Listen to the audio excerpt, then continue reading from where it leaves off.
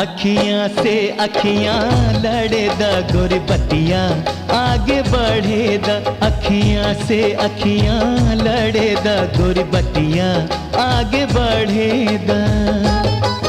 बहिया में आवा हो तनी उठवा सटावा हो धीरे धीरे रसे रसे मनवा के भरे दा।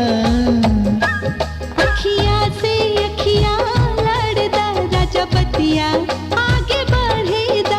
अखियां से अखियां लड़दा राजा बतिया आगे बढ़ेदा।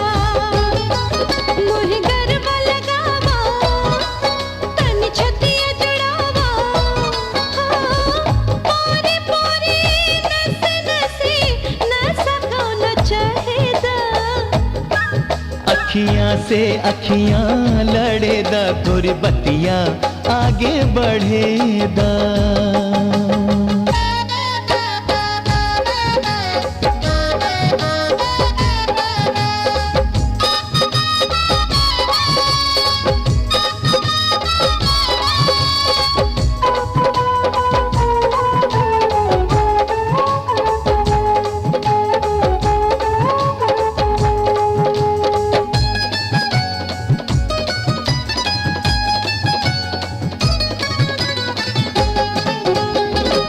अजबे ई रूप बाटे गजबे सिंगार हो।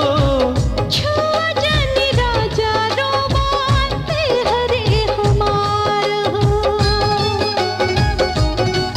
हो नया नया रोजे काहे करेलू बहाना।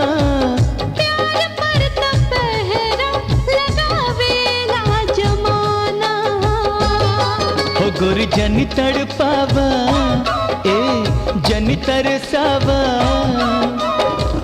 देखे वाला देखा ताता देखी देखी जरेदा। अखियां से अखियां लड़ेदा गोरी बतिया आगे बढ़ेदा। अखियां से अखियां लड़ेदा गोरी बतिया आगे बढ़ेदा।